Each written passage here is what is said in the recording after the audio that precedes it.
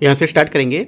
एडुटोरिया के यहाँ पर जो test number full length number चौथा है, ठीक है, इसको यहाँ से देखेंगे। राइट, यहाँ पे अभी तक जो हमारे फुल लेंथ यहाँ पर टेस्ट थे वो यहाँ पर 3 पूरे हो चुके हैं, पार्ट 1 पार्ट 2 के माध्यम से। राइट, अब यहाँ से स्टार्ट करेंगे टेस्ट नंबर चौथे को, ठीक है। टेस्ट नंबर 4 यहाँ पे देखेंगे और स्टार्ट करते हैं। क्वेश्चन नंबर 1 देखते हैं यहाँ से। क्वेश्चन नंबर 1 यहाँ से, निम्नलिखित में से कौन चंद्रगुप्त मौर्य से संबंधित नहीं है, ठीक है। चंद्रगुप्त मौर्य से संबंधित में से कौन नहीं है। करेक्ट आंसर हो जाएगा यहाँ से पहला सांची, बी यहाँ से इसका करेक्ट आंसर होगा, ठीक है। क्यों? क्योंकि यहाँ पर चंद्रगुप्त मौर्य 322 ईसा पूर्व से 298, ठीक है, 298, ये मौर्य वंश के संस्थापक थे, मौर्य काल से संबंधित थे। राइट, और यहाँ से जो हमारी सुसीमा थे, सुसीमा से बोल रखा है ये बिंदुसार का बड़ा पुत्र और तक्षशिला का राज्यपाल था, ठीक है। विष्णुगुप्त कौन था? विष्णुगुप्त यहाँ पर चंद्रगुप्त मौर्य के प्रमुख राजनीतिक सलाहकार थे, ठीक है। और रुद्रदामन का जूनागढ़ अभिलेख ये लगभग 150 ईस्वी में यहाँ पर लिखा गया था। इस अभिलेख में क्या होता है कि यहाँ पर चंद्रगुप्त मौर्य ने पश्चिम भारत में सौराष्ट्र तक यहाँ पर प्रदेश जीतकर एक अपने शासन का अधीन कर लिया था, ठीक है। तो यहाँ पर जो चंद्रगुप्त मौर्य संबंधित यहाँ पर नहीं है, ये हमारा सुसीमा हो जाएगा, ठीक है, क्योंकि यहाँ पर ये बिंदुसार का क्योंकि ये जो मौर्य वंश का संस्थापक था, ठीक है। क्वेश्चन नंबर 2, बाकी तीनों आपके करेक्ट हैं। पहले में, निम्नलिखित में से किस शासक ने हर्ष के समय असम पर शासन किया था? करेक्ट आंसर हो जाएगा दूसरे का बी, भास्कर वर्मन। क्या होगा इसका? करेक्ट आंसर हो जाएगा भास्कर वर्मन ने हर्षवर्धन के समय पर असम, प्राचीन जो कामरूप था उसका नाम था असम, ठीक है, उसका नाम असम है, और उस पर शासन किया था। दोनों ने साथ मिलकर गौड़ नरेश जो शशांक थे बंगाल के राजा, उनके विरुद्ध सैन्य अभियान भी चलाया था। भास्कर वर्मन को हर्षवर्धन ने सखा मित्र भी कहा है। राइट, कुमार भास्कर वर्मन शासनकाल लगभग कितना 600 से 650 ईस्वी, है ना। वंश कौन सा था? इनका वर्मन वंश था। और चीनी यात्री ह्वेनसांग ने इसी इनकी राज के यहाँ पर वर्णन जो किया था, इनके राज के बारे में बताया भी था, ठीक है। किसने? चीनी यात्री ह्वेनसांग ने। आपसे भी पूछ सकता है कि इनके राज के वर्णन किसने यहाँ पर किया था, इनके राज के वर्णन का जो व्याख्या किया था किसके में बताया था? करेक्ट आंसर हो जाएगा चीनी यात्री ह्वेनसांग ने, ठीक है, याद रखना है क्वेश्चन 2 का। तो आंसर यहाँ से हो जाएगा दूसरे का बी, यहाँ से करेक्ट हो जाएगा। भास्कर वर्मन यहाँ से इस शासक के समय यहाँ पर शासन किया था। क्वेश्चन नंबर 3 है, निम्नलिखित में से कौन सा जानवर सिंधु घाटी सभ्यता के लोगों को पता नहीं था? राइट, करेक्ट आंसर हो जाएगा यहाँ से तीसरे का बी, घोड़ा, ठीक है। क्वेश्चन नंबर 4 है, प्राचीन काल में गंगा नदी दक्षिण क्षेत्र को क्या कहा जाता था? आंसर हो जाएगा चौथे का ये कहा जाता था। करेक्ट आंसर हो जाएगा चौथे का आपका। तो आपको देखना क्या करता, आर्यवत कहा जाता था, या तक्षशिला, या चोल, है ना, या उपयुक्त में से कोई नहीं है। करेक्ट आंसर यहाँ से इनमें से कुछ नहीं कहा जाता। क्या कहा जाता था? देखो, प्राचीन काल में गंगा के दक्षिण हमारे क्षेत्र थे उसको मगध के नाम से जानते थे। किसकी? मगध, यहाँ पे मगध होना चाहिए था, ठीक है। महाभारत में वर्णित यहाँ पर प्राचीन भारत के वैदिक जो काल था उसमें साम्राज्य का आर्यवर्त कहा जाता था। और तक्षशिला, सिंधु और झेलम जो है उसके बीच के उत्तर पश्चिम सीमा जो स्थित क्षेत्र था उसको झेलम यहाँ पर बोलते थे, तक्षशिला बोलते थे, ठीक है। और साम्राज्य गोदावरी नदी के यहाँ पर दक्षिण भाग में स्थित था। बाकी यहाँ पर जो आंसर हमारा हो जाएगा यहाँ से करेक्ट आंसर, क्वेश्चन पूछा है उसके हिसाब से आंसर होगा यहाँ पे मगध, करेक्ट आंसर है। क्वेश्चन नंबर 5वां, क्वेश्चन नंबर 5 है, निम्नलिखित में से किस भारतीय दर्शन ने परमाणु सिद्धांत का प्रतिपादन किया था? करेक्ट आंसर हो जाएगा यहाँ पर जो प्रतिपादन किया था उन्होंने ये वैशेषिक, ठीक है, वैशेषिक आंसर डी करेक्ट आंसर है। परमाणु दर्शन का सिद्धांत वैशेषिक दर्शन के कणाद द्वारा प्रतिपादित किया गया था। न्याय दर्शन का संबंध गीतम से है और वहीं सांख्य दर्शन का संबंध जो हमारे कपिल मुनि से होता है, ठीक है। वैशेषिक दर्शन एक स्वतंत्र और भौतिक ज्ञानवादी दर्शन है। आपसे क्वेश्चन पूछेगा, सिंपल सा क्वेश्चन बताना है कि भौतिक और भौतिकवादी विज्ञानवादी दर्शन कौन है इनमें से, है ना। तो कौन सा हो जाएगा? ये वैशेषिक दर्शन, ठीक है, याद रखना, इंपॉर्टेंट क्वेश्चन है। क्वेश्चन नंबर 6, निम्नलिखित में से प्राचीन भारत की कौन सी लिपि दाहिने से बाईं ओर पर लिखी जाती थी? करेक्ट आंसर हो जाएगा खरोष्टी, सी यहाँ से इसका करेक्ट आंसर है। खरोष्टी लिपि हमारी जो है प्राचीन भारतीय लिपि में लिपि थी जिसे दाएं से बायां पर लिखा जाता था। ये लिपि भारत के पश्चिमोत्तर गंधार क्षेत्र जिसको बोल सकते हो भारत में प्रचलित थी। भारत में जो पश्चिम हमारे भाग हैं उसमें अशोक के यहाँ पर शिलालेख व खरोष्टी के यहाँ पर लिपि का प्रयोग किया गया था। क्वेश्चन नंबर 7वां, जिले इलाही जो शब्द का प्रयोग सर्वप्रथम सबसे पहले किसके द्वारा किया गया था? करेक्ट आंसर हो जाएगा 7वें का बलवन, सी यहाँ से इसका करेक्ट आंसर हो जाएगा। क्वेश्चन नंबर 8वां, मलिक काफूर या मलिक काफर को 1000 दिनारी के नाम से भी जाना जाता था। ये किसने खरीदा था? ठीक है, आंसर हो जाएगा 8वें का, ये खरीदा था नुसरत खान। सी यहाँ से इसका करेक्ट आंसर हो जाएगा। मलिक काफूर को पहले नुसरत खान यहाँ पर गुजरात अभियान के दौरान खरीदा था। तत्पश्चात नुसरत खान ने यहाँ पर मलिक काफूर को अलाउद्दीन खिलजी के यहाँ पर सौंप दिया था। ठीक है, नुसरत खान ने मलिक काफूर को 1000 दिनार देकर खरीदा था और इसलिए यहाँ पर उसे 1000 दिनारी भी कहा जाता है। इसलिए मलिक काफूर को यहाँ पर खरीदने का श्रेय नुसरत खान को देते हैं। तो ये सब बातें आपको पूरी याद रखना है। आंसर सी यहाँ से करेक्ट है, क्वेश्चन नंबर 8वें का। क्वेश्चन नंबर 9 है, मराठा शासकों की जो अष्टप्रधान प्रणाली है उसके संबंध में विचार करना है। बोले सचिव।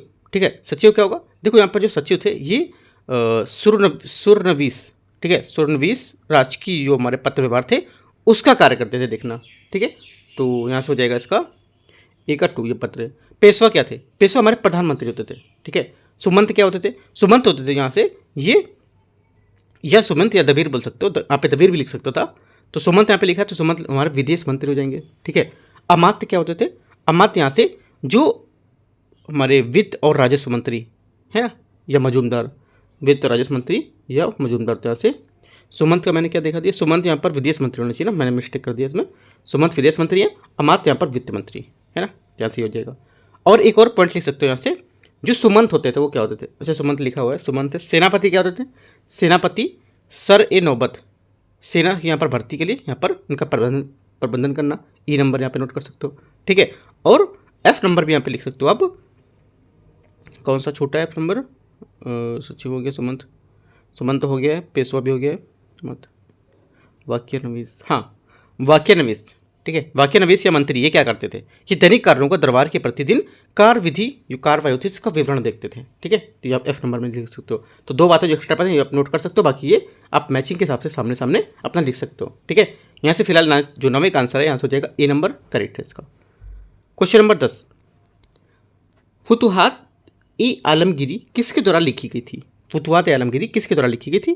करेक्ट आंसर हो जाएगा 10वें का, यहाँ से ये लिखी गई थी ईश्वर दास नागर। ठीक है, ईश्वर दास नागर फुतुहात ए आलमगिरी पुस्तक थी, उनके द्वारा पर लिखी गई थी। ठीक है, और अगला क्या है? अगला बोला है अगली देखे तो हरिदास। हरिदास यहाँ पे क्या होगा?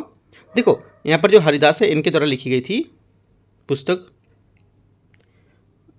हरिदास के द्वारा यहाँ पर शो नहीं कर रहा है इसमें, हाँ हरिदास कोटा रहता है, हरिदास यहाँ पर शो नहीं कर रहा है। ठीक है, और देख लेते हैं यहाँ पर क्या भीमसेन है इसमें, भीमसेन भी इसमें नहीं दिया हुआ है।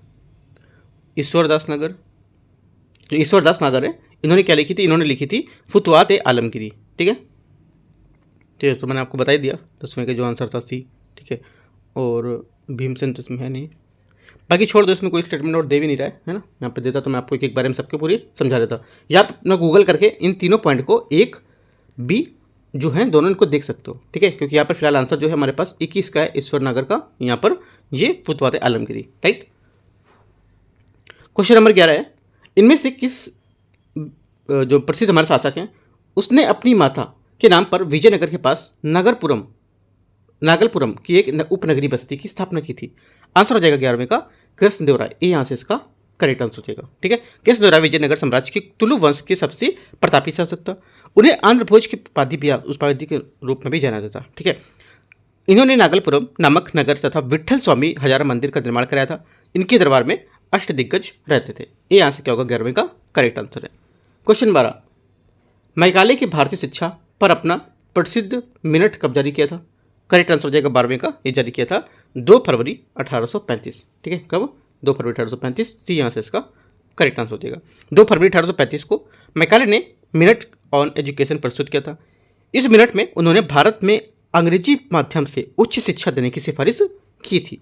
सेकेंड बात, मैकाले का कथन था कि भारतीय जो है इस प्रकार शिक्षित किया जाए उनको कि काले रंग के अंग्रेज बन जाए और यानी सोचने बोलने के लिए यहाँ पर नैतिक मूल्यों को अंग्रेजी सेना जैसा काम करने लगे। ठीक है, तो यहाँ से 2 सी इसका करेक्ट आंसर हो जाएगा। ठीक है, क्वेश्चन नंबर 13 नेताओं की सूची दे रखी है और उनको यहाँ पर मैच करना है सही कूट से। देखते हैं, कुंवर सिंह। राइट, कुंवर सिंह यहाँ से हो जाएगा आपका, मतलब कहाँ किसका नेतृत्व किसने किया था ये पूछ रहा है। ठीक है, तो कुंवर सिंह आपका यहाँ से हो जाएगा, कुंवर सिंह जगदीशपुर, हाँ कुंवर सिंह जगदीशपुर हो गया यहाँ से, ए का 3, ठीक है। अगला बी का हजरत महल, हजरत महल आपका हो जाएगा 4 लखनऊ, ठीक है। हजरतगंज कहाँ है? लखनऊ में है ना, ज़्यादातर कुछ लोगों को पता होगा। खान बहादुर, राइट, खान बहादुर का आपका हो जाएगा यहाँ से बरेली, बरेली, ठीक है, उत्तर प्रदेश। मौलवी अहमदुल्ला, ये क्या हो जाएगा? मौलवी अहमदुल्ला को हो जाएगा यहाँ से आपका 1 नंबर जो बचा फैजाबाद, है ना, ये सब हमारे लखनऊ के हैं। और ये जगदीशपुर है, जगदीशपुर आपका यहाँ से हो जाएगा, ये जगदीशपुर जो था आपका है बिहार में, ठीक है। बाकी सब यहाँ पे उत्तर प्रदेश में। आंसर हमारा 13 का क्या होगा इस टाइप से? 13 का सी यहाँ से मैच कर रहा है। बाकी मैंने मैच करा दिया, इसके साथ से मैच कर लो आप। क्वेश्चन 14 है, किस वायसराय ने भारत में औपनिवेशिक आर्थिक संरचना का विकेंद्रीकरण किया था? करेक्ट आंसर हो जाएगा, ये जो किया था, कौन किया था? तो यहाँ से स्टेटमेंट के हिसाब से आपका जो आंसर है मेयो, लॉर्ड मेयो जो हमारा इसका होगा करेक्ट आंसर है, ठीक है। देखो, लॉर्ड मेयो ने आर्थिक विकेंद्रीकरण की नीति आरंभ की थी। इसके समय में 1872 में भारत की पहली जनगणना हुई थी। सांख्यिकी सर्वेक्षण विभाग का गठन भी किया था इसी समय पे, ठीक है। भारतीय विवाह विच्छेदन अधिनियम 1869 था, ये भी लॉर्ड मेयो के समय में लागू किया गया था। तीनों बातें आपको, ये दोनों बातें याद करनी है, लिख लेनी है साइड में, ऐसे लिखना है लॉर्ड मेयो, ठीक है। और ऐसे करके 2, 3, 4 जो बातें क्या क्या था टाइम पीरियड जाके सब नोट्स बना के ऐसे लिख देना है, ठीक है। A4 पेपर लेके बैठना है, ठीक है, याद रखना है।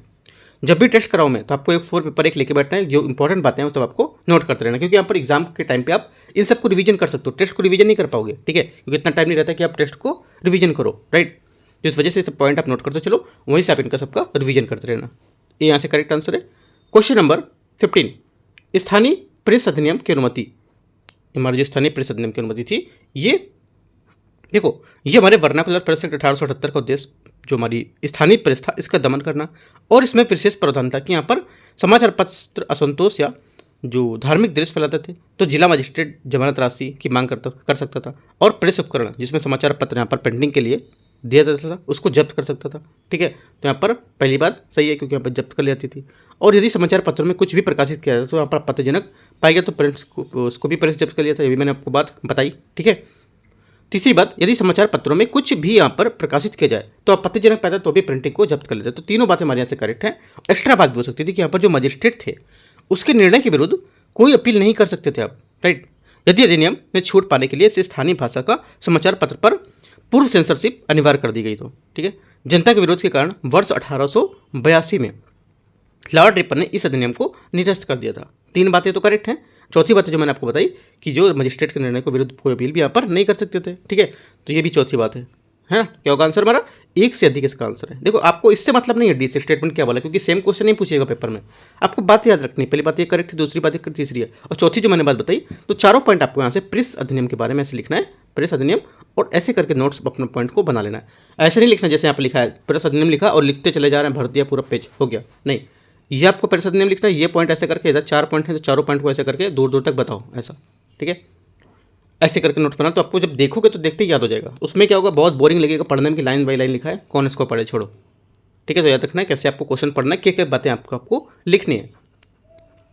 क्वेश्चन नंबर 16, किस अखबार ने भारतीय राष्ट्रीय कांग्रेस की संभावित भविष्य की भूमिका के बारे में निम्नलिखित लिखा कि यहाँ पर हमारे देश की भावी संसद को कहें और ये हमारे देशवासियों के लिए एक अकल्पनीय परिमाण की भलाई क्यों ले जाएगा? आंसर क्या होगा?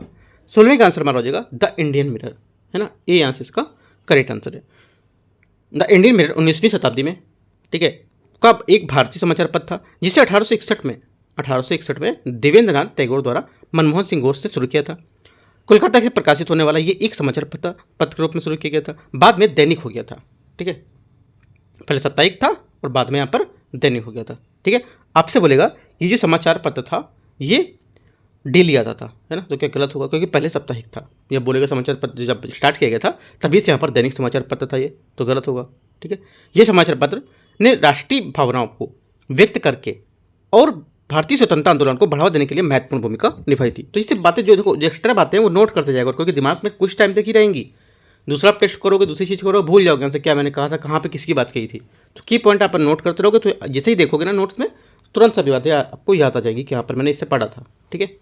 क्वेश्चन 17, समाचार यहाँ पर हैं, समाचार की सूची के बारे में आपको विचार करना है। सूची 1, सूची 2, ठीक है। देखो पहला है ब्रह्म समाज। ब्रह्म समाज हमारा है 1828 में, पहली बात नोट करना है, 1828 में राजा राम मोहन राय द्वारा स्थापित अंधविश्वास, सती प्रथा आदि के विरोध में यहाँ पर किया गया था। तो क्या होगा आंसर हमारा इसका हो जाएगा तीसरा, राजा राम मोहन राय। ठीक है। रामकृष्ण मिशन, रामकृष्ण मिशन 1897 में, ऐसे करके नोट्स कर सकते हो, क्योंकि आप बोल देगा इसको सीरियल से आपको लगाने से करके बोल सकते हैं कि इनको सबको सीरियल से लगाओ, तो मैं इसी वजह से सन बता देना कोई कब कब यहाँ पर ये लाए गए थे।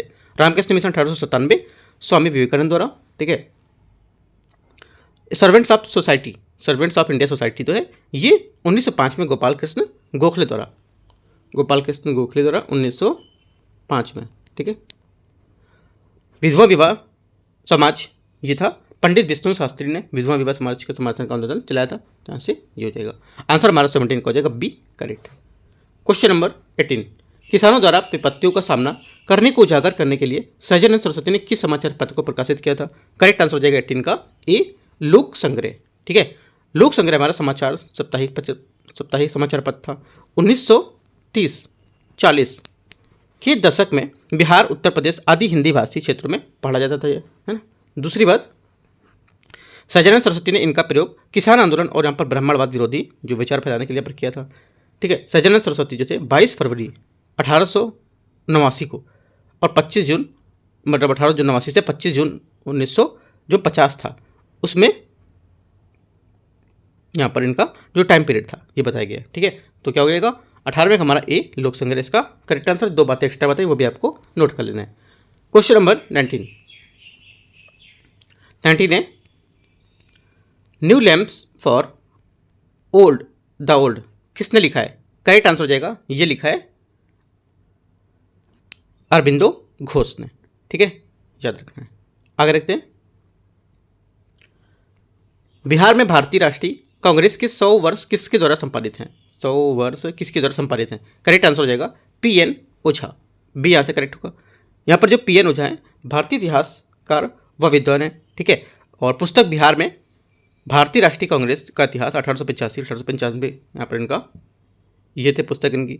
और ये केपी जायसवाल रिसर्च इंस्टीट्यूट 1985 में प्रकाशित किया था इन्होंने। ठीक है।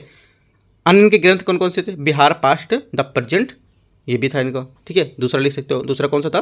दूसरा था studies in Indian history and culture, ये भी था 1985 से 1989। और तीसरा है Asaf Khan and his times. ठीक है। भारतीय इतिहास में उनके गहरे अध्ययन को दर्शाती है। सब तीनों बातें आप इनकी बात लिख सकते हो, पॉइंट आंसर हो जाएगा। आपको बोल देगा ये तीनों ये किसके द्वारा जो थे ग्रंथ लिखे गए थे, किसके द्वारा लिखे गए थे? पीएन ओझा, याद रखना है। क्वेश्चन नंबर 21 है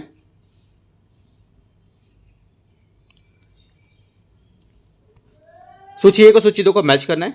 ठीक है। संगठन और मुख्यालय मैच करते हैं, इनको देखते हैं। पहला हो जाएगा ए का स्वदेशी सेवक होम, ये वैंकूवर। ठीक है, यहाँ से इसका ये सही होगा। दूसरा हो जाएगा आपका, हाँ ठीक है, यूनाइटेड इंडिया हाउस आपका हो जाएगा यहाँ से क्या? यूनाइटेड इंडिया हाउस आपका हो जाएगा सिएटल, है ना, सिएटल। हाँ ठीक है। युगांतर आश्रम क्या होगा? युगांतर आश्रम हो जाएगा सैन फ्रांसिस्को। और INA आज़ाद हिंद फौज जो है हिरन रंगून। तो चारों आपका एक दूसरे से मैच कर रहे हैं, ए का 1, बी का 2, सी का 3, डी का 4। तो आंसर हमारा हो जाएगा 21 का डी, यहाँ से मैच कर रहा है। क्वेश्चन नंबर 22, निम्नलिखित में से कौन भारत सरकार अधिनियम 1935 की एक विशेषता नहीं है? करेक्ट आंसर हो जाएगा 22 का सी, 1935 के अधिनियम में कम मूल्यांकन करना, सी यहाँ से इसका करेक्ट आंसर हो जाएगा। ठीक है। भारत सरकार अधिनियम 1935 की विशेषताओं का भारत में संघ में प्रस्ताव, गवर्नर जनरल की जो कार्यकारी परिषद है उसका पुनर्गठन तथा प्रांतीय स्वायत्तता शामिल करना, परंतु 1935 के अधिनियम के मूल्यांकन का प्रावधान इसमें नहीं था। ठीक है, याद रखना है। 1935 के प्रमुख विशेषताएं थी, क्या क्या थी? एक तो संघीय शासन की व्यवस्था, लिख सकते हो पॉइंट करके आप। एक कार्यपालिका और विधायिका के में द्वैध शासन की पुनः स्थापना, है ना। तीसरा पॉइंट आप लिख सकते हो केंद्र और प्रांतों के बीच शक्तियों का विभाजन, है ना। पहली बार 3 सूचियों का प्रावधान किया गया था संघ में, प्रांत और समवर्ती सूची को लेकर के। ठीक है। और हमारी प्रांतीय स्तर पर द्वैध शासन का समाप्त कर दिया गया था और उन्हें पूर्ण जो हमारी प्रांतीय स्वायत्तता थी उसको केंद्र और में यहाँ पर द्वैध में लागू की थी। तो ये सब बातें याद रखनी है। और क्या था? द्विसदनी केंद्रीय विधायिका, ठीक है, ये भी लिख सकते हो।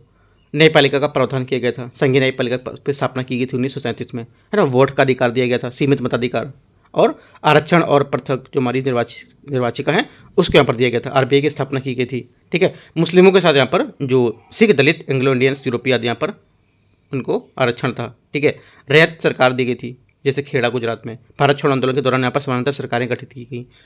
ऐसे करके आप पॉइंट यहाँ पर इसमें नोट कर सकते हो, ठीक है। तो आंसर हमारा 22 का सी करेक्ट हो जाएगा। 22 हो गया, 23 देखते हैं।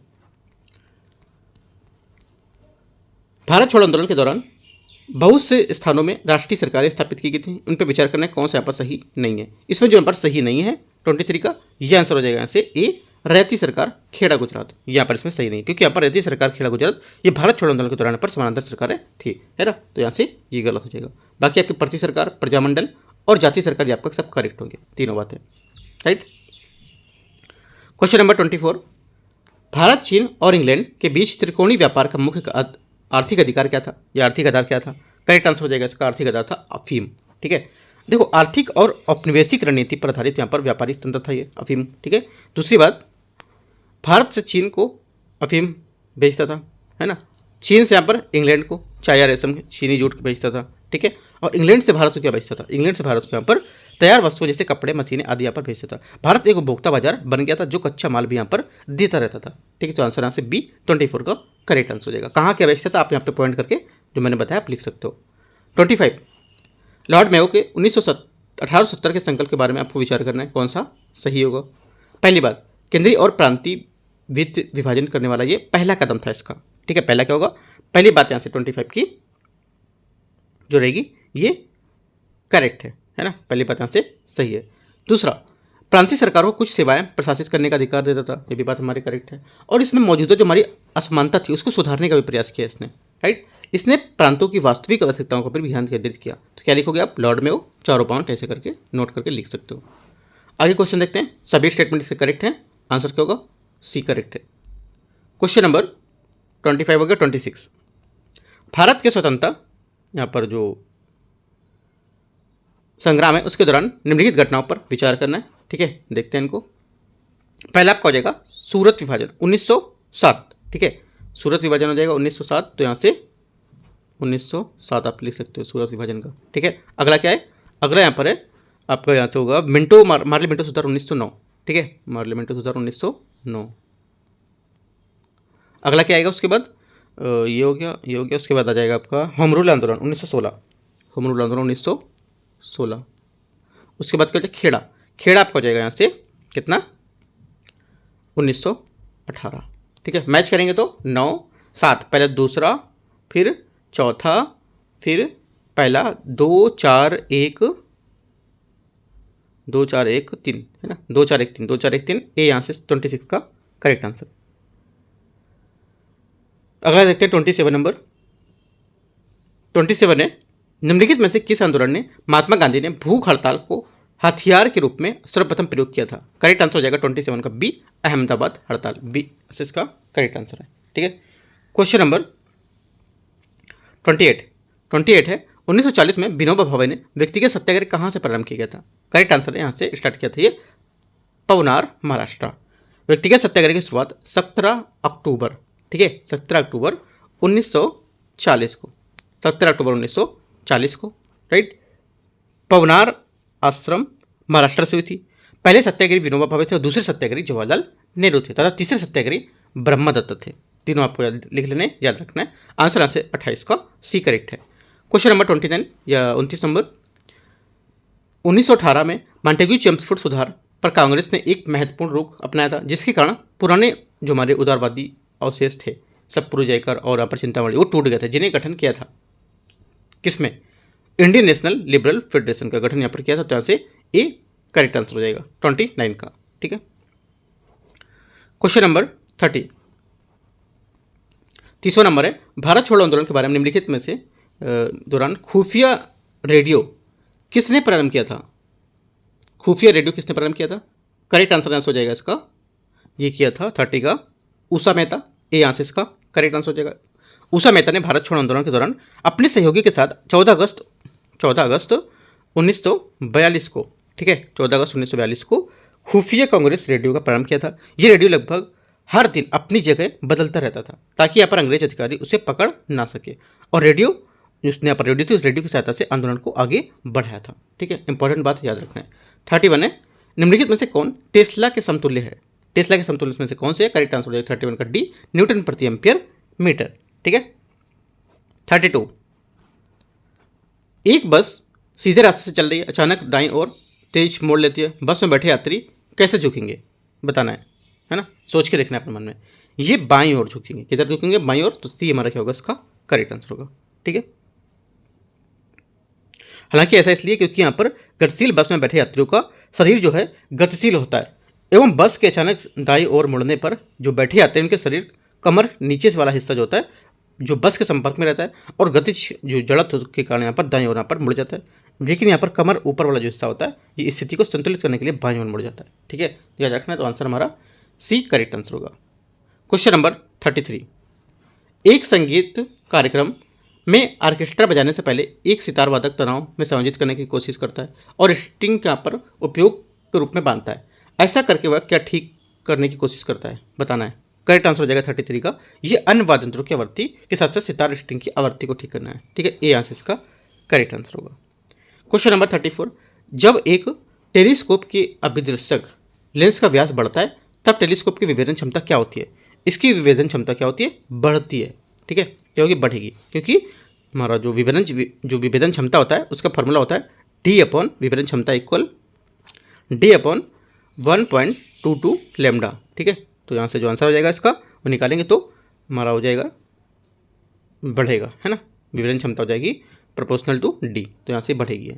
तो 34 का डी सी करेक्ट आंसर है, बढ़ना। ये क्वेश्चन नंबर 35 है, सिंपल सा ऐसे याद भी कर सकते हो, फॉर्मूला आपको याद करने की जरूरत नहीं है इसमें। 35 है, निम्नलिखित में से कौन सी विकिरणें शरीर के दर्द को से राहत पाने के उपयोग की जाती है? करेक्ट आंसर हो जाएगा 35 का ए, इंफ्रारेड विकिरण इसका करेक्ट आंसर होगा। 36, अवतल दर्पण द्वारा बनाया गया प्रतिबिंब वास्तविक उल्टा और वस्तु के आकार से बड़ा होता है, वस्तु की स्थिति कैसी होनी चाहिए? वस्तु की स्थिति होनी चाहिए वक्रता केंद्र पर, ए यहाँ से करेक्ट आंसर है। ठीक है। 37, दो समानांतर प्रतिरोध वाले सर्किट का कुल प्रतिरोध 1.403 है, 3 किलो ओम है। यदि एक प्रतिरोध का मान 2 किलो ओम है तो दूसरे प्रतिरोध का मान कितना होगा? करेक्ट आंसर हो जाएगा 37 का 4.70 किलो ओम। ठीक है, तो यहाँ से डी इसका करेक्ट आंसर है। क्वेश्चन नंबर 38, किस तापमान पर सेल्सियस और फ़ारेनहाइट पैमाने में मेल खाते हैं? है ना, करेक्ट आंसर हो जाएगा -40 डिग्री पर एक एयर टेम्परेचर हो जाते हैं, तो सी यहाँ से इसका करेक्ट आंसर होगा। ठीक है, फॉर्मूला लगाएंगे C - 0/100 इक्वल F - 32/180। ठीक है, तो यहाँ लगाएंगे फॉर्मूला, तो वो तो आप यहाँ पर मानेंगे, माना ताप मान लेंगे x है ना, टेम्परेचर x मान लेंगे, तो x की जगह रख के फॉर्मूला सॉल्व करेंगे पूरा, तो x की वैल्यू यहाँ पर 40 आ जाएगी। ठीक है, -40 आएगी। आगे देखते हैं क्वेश्चन 38 हो गया। 39 नंबर, दृश्य स्पेक्ट्रम की तरंग दैर्घ्य की सीमा है क्या? इसकी जो सीमा होती है ये हो जाएगी 3900 से 7800 एंगस्ट्रॉम। ठीक है, ये मतलब होता है एंगस्ट्रॉम। ठीक है, आगे क्वेश्चन है 40 नंबर,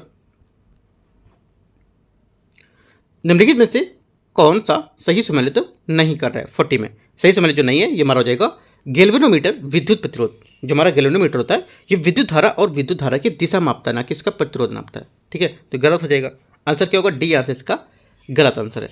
41 है, कोरंडम और क्रायोलाइट किस धातु के अयस्क होते हैं? 41 का आंसर हो जाएगा एल्युमिनियम के अयस्क होते हैं। ठीक है, कोरंडम Al2O3 इसका फॉर्मूला होता है, क्या होता है? Al2O3 लिख सकते हो। मुख्य रूप से एल्युमिनियम का खनिज यहाँ पर होता है, और क्रायोलाइट होता है हमारा, इसका फॉर्मूला Na3 होता है ना, Na3 और Al(F)6 ये इसका फॉर्मूला है किसका? क्रायोलाइट का। ठीक है, तो यहाँ पर ही एल्युमिनियम के निष्कर्षण में सहायक पदार्थ होते हैं। उपयोग इसका एल्युमिनियम को गलाने के लिए मदद कर सकता है और एल्युमिनियम धातु को विद्युत अपघटन में फ्लक्स के रूप में इसका प्रयोग कर सकते हैं। 41 का आंसर ए करेक्ट है। 42, परमाणु की संरचना के लिए एक मॉडल प्रस्तावित करने वाले पहले व्यक्ति कौन थे? करेक्ट आंसर हो जाएगा 42 का डी, जे थॉमसन इसका करेक्ट आंसर है। जे थॉमसन ने सबसे पहले परमाणु की संरचना के लिए एक मॉडल किया था प्रस्तुत, है ना, 1897 से 98 के बीच में। है ना।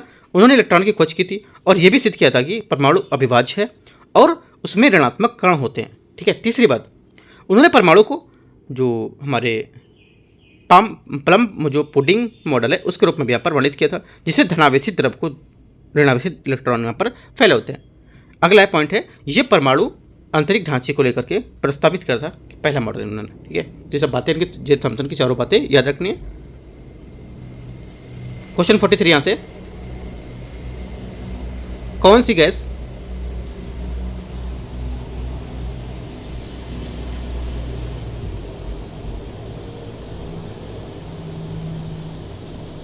है, कौन सी गैस अपने ग्रीन हाउस प्रभाव से ग्लोबल वार्मिंग में योगदान करती है, ठीक है।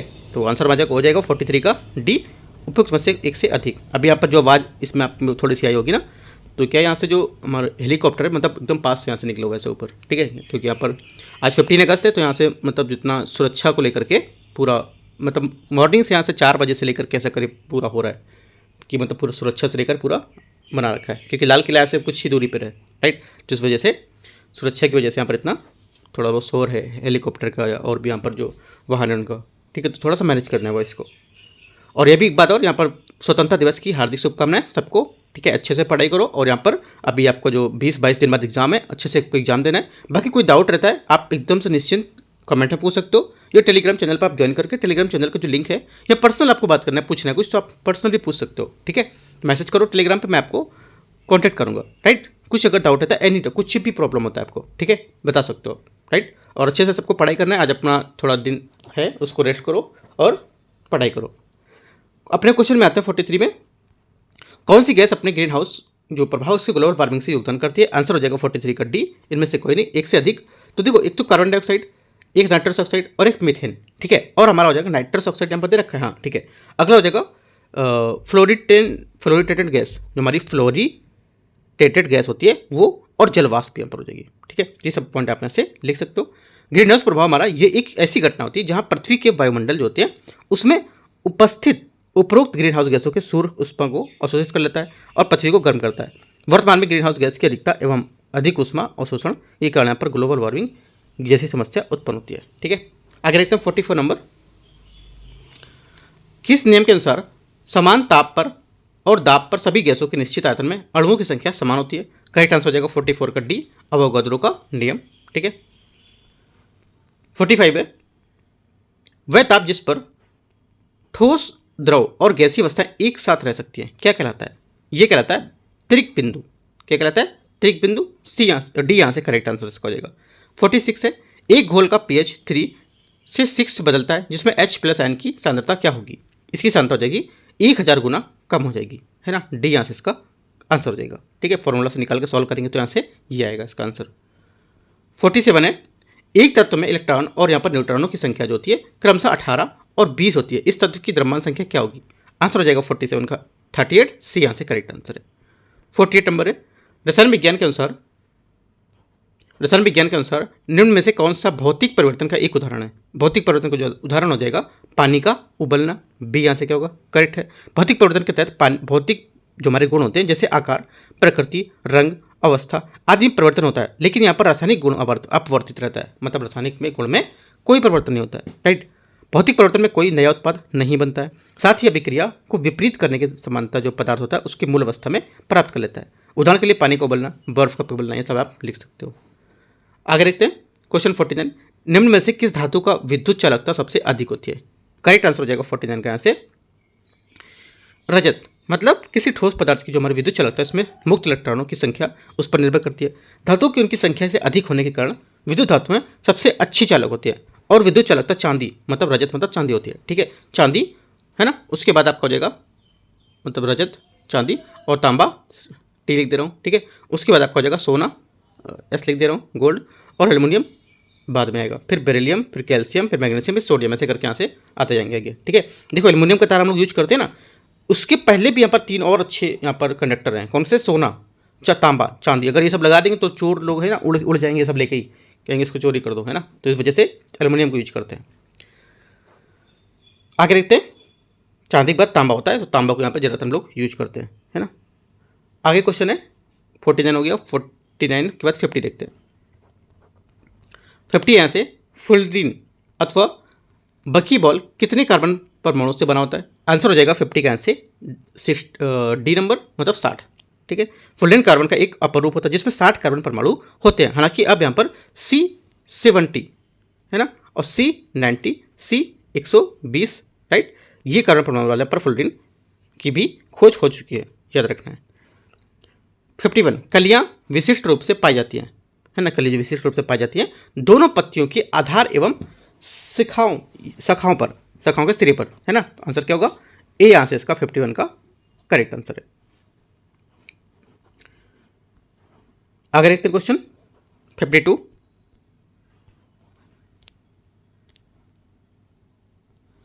यहां से यकृत में भंडारित होते हैं क्या?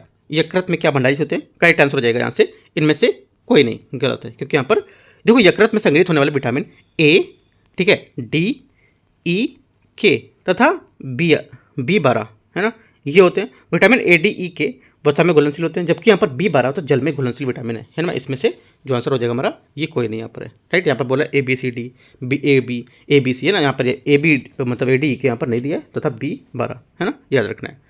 क्वेश्चन 53 किसी व्यक्ति के रक्त समूह का निर्धारण होता है किसके द्वारा? आंसर हो जाएगा 53 का डी, इनमें से कोई नहीं, क्योंकि यहाँ पर किसी व्यक्ति के रक्त समूह का निर्धारण जो होता है RBC, जो हमारी रेड ब्लड सेल्स होती हैं, इसके सतह पर यहाँ पर पाए जाने वाले एंटीजन जो होते हैं उसके आधार पर किया जाता है। ठीक है, यहाँ पर इनमें से कोई नहीं दे रखा है, राइट, तो आंसर हमारा डी करेक्ट हो जाएगा।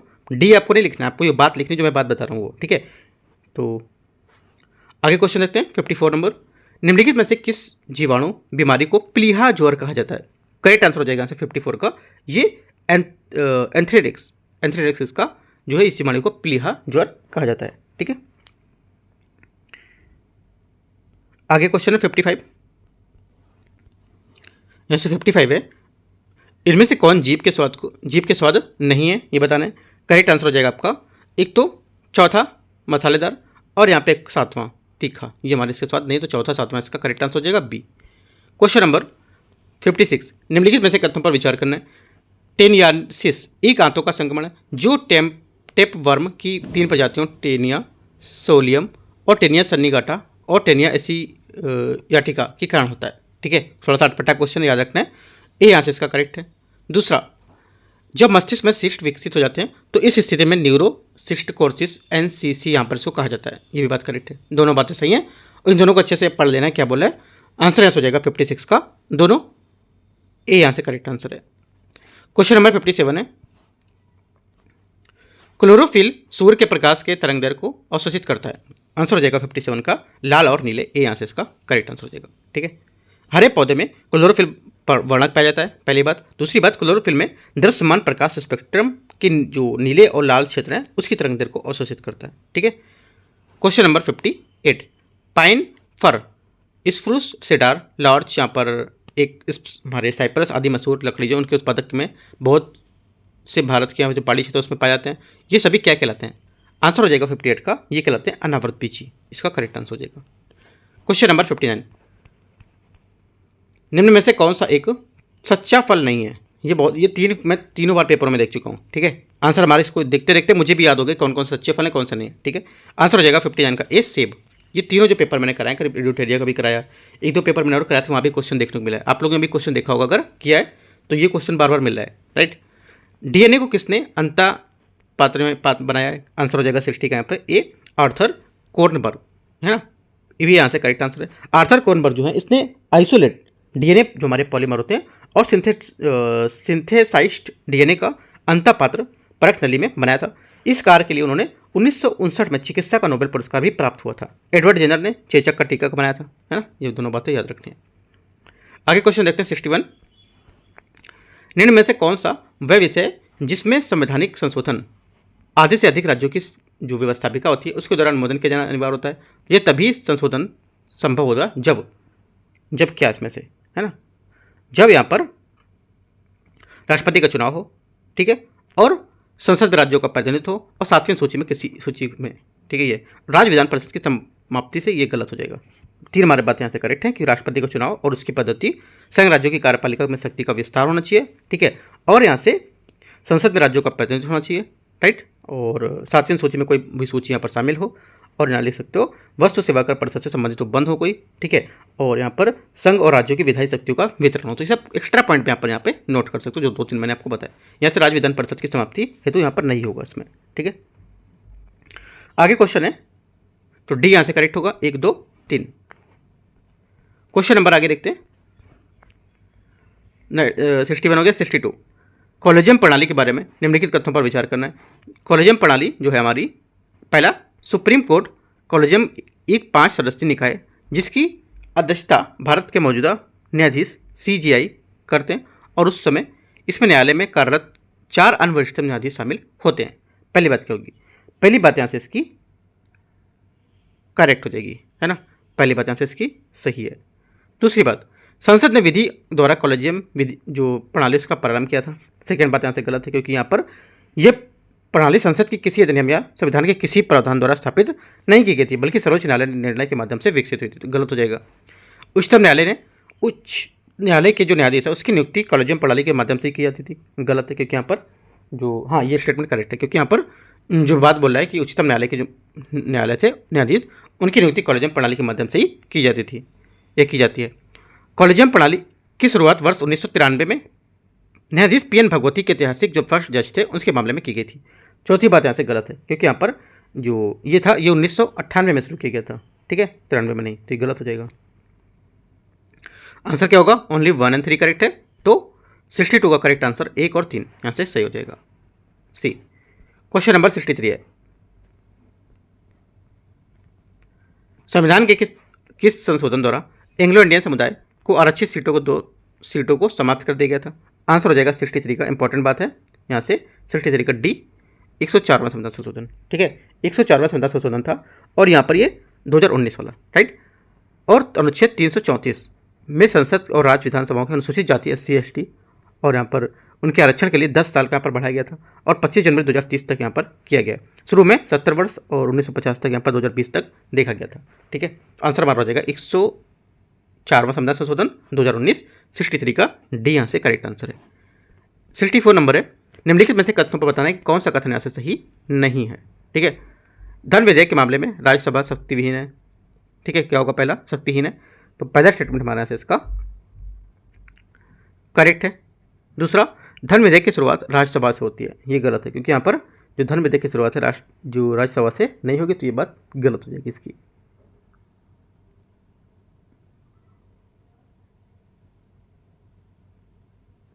आंसर क्या होगा, पूछा था गलत कौन सा है, तो यहाँ पे 20 का गलत स्टेटमेंट है।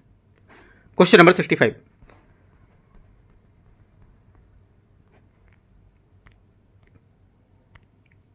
यहाँ से किन किन अनुच्छेद के अंतर्गत अध्यक्ष सदन की किसी सदस्य को उसकी मातृभाषा बोलने में इजाजत दे सकता है। आंसर हो जाएगा 65 का, ये दे सकता है आर्टिकल 120 का 1 में, ठीक है। 66, भारत का राष्ट्रपति कितनी बार पुनः चुनाव के पात्र हो सकता है, ठीक है, तो यहाँ पर कोई समय सीमा इसकी नहीं है, तो यहाँ से जो आंसर हो जाएगा 66 का देखते हैं क्या है, तो कितनी भी बार, है ना, यहाँ से 66 का आंसर डी जो होगा ये करेक्ट है। 67 देखते हैं, स्वतंत्र यहाँ पर भारत में प्रथम विधि आयोग के अध्यक्ष कौन थे। करेक्ट आंसर हो जाएगा 67 का, ये थे MC सीतलवाड़, यहाँ से करेक्ट आंसर हो जाएगा डी। अगला है 68, भारत में यदि एक राज्य एक चुनाव लागू किया जाता है तो भारतीय संविधान के किस अनुच्छेद में संशोधन की आवश्यकता करनी होगी। आंसर हो जाएगा 68 का, ये करनी होगी उपयुक्त में से एक से अधिक, है ना, एक से अधिक कौन कौन सा बात करते हैं। देखो, एक तो यहाँ से आर्टिकल 85, ठीक है, 83, राइट, 172 और 174, इन सब में यहाँ पर जो है ये चेंजमेंट करने पड़ेंगे, तो आंसर हो जाएगा एक से अधिक, डी यहाँ से करेक्ट है। ये आर्टिकल आप लिख सकते हो जो मैंने आपको बताया। 69, भारतीय संविधान का अनुच्छेद 300 किससे संबंधित है। आंसर हो जाएगा 69 का, ये संबंधित है मुकदमे और कार्रवाई से, इसका करेक्ट आंसर हो जाएगा, ठीक है। 70, राज्य विधान परिषद के सदस्य निम्नलिखित में से किस श्रेणी से नहीं चुने जाते हैं। करेक्ट आंसर हो जाएगा 70 का टी, उद्योगपति से, राइट। क्वेश्चन नंबर 71, कुल जमा का अनुपात जो एक वाणिज्य बैंक को भारतीय रिजर्व बैंक के पास रखना चाहिए उसी क्या कहा जाता है। उसी कहा जाता है नगद आरक्षित अनुपात, सी यहाँ से इसका करेक्ट आंसर हो जाएगा, ठीक है। 72 है, निम्नलिखित में से सही युग्म आपको बताना है कौन सा होगा। यहाँ से जो सही युग्म मारा हो जाएगा 72 में, ये प्रथम पंचवर्षीय योजना कृषि पर ध्यान, प्रथम पंचवर्षीय योजना थी हमारी। इसका उद्देश्य था कि कृषि विकास करना, सिंचाई, बिजली और हाइड्रोडोमर को मॉडल को देखना। ठीक है, ये हमारा सही युग्म है। तृतीय पंचवर्षीय योजना का तीसरी वाली उद्देश्य था कि कृषि बुनियादी जो हमारे उद्योग थे इनको देखना है ना कि वैश्वीकरण पर ध्यान। पांचवी क्या थी? पांचवी थी यहाँ पर जो मुख्य नारा है हमारा गरीबी हटाओ, इंदिरा गांधी के समय का, तो वो था यहाँ की उद्योग पर ध्यान, गलत हो जाएगा। चौथी पंचवर्षीय योजना सेवा पर ध्यान, तो गलत हो जाएगा चौथी भी, क्योंकि यहाँ पर चौथी थी उद्देश्य जो हमारी चीज़ का वृद्धि के साथ यहाँ पर न्याय होना चाहिए था, ये बाकी तीनों गलत है। डी वाली बात यहाँ से सही है। क्वेश्चन 73, साधन लागत पर NNP के बराबर है किसके? करेक्ट आंसर हो जाएगा 73 का डी, राष्ट्रीय आय। ठीक है, राष्ट्रीय हमारा जो है साधन लागत पर शुद्ध राष्ट्रीय उत्पाद को ही यहाँ पर राष्ट्रीय आय कहा जाता है। ठीक है, GNP सकल राष्ट्रीय उत्पाद बराबर GDP प्लस विदेशों से आय और विदेशों का भुगतान, ये हमारा GNP कहलाता है। ठीक है, तो ये बात आपको याद रखनी है। तो यहाँ से देखो जो 73 क्वेश्चन है इसका टेस्ट नंबर 4 के, ठीक है, टेस्ट यहाँ पर 4 था, फुल लेंथ टेस्ट एडिटोरियल का। यहाँ से मैंने आपको 73 क्वेश्चन कवर करा दिए।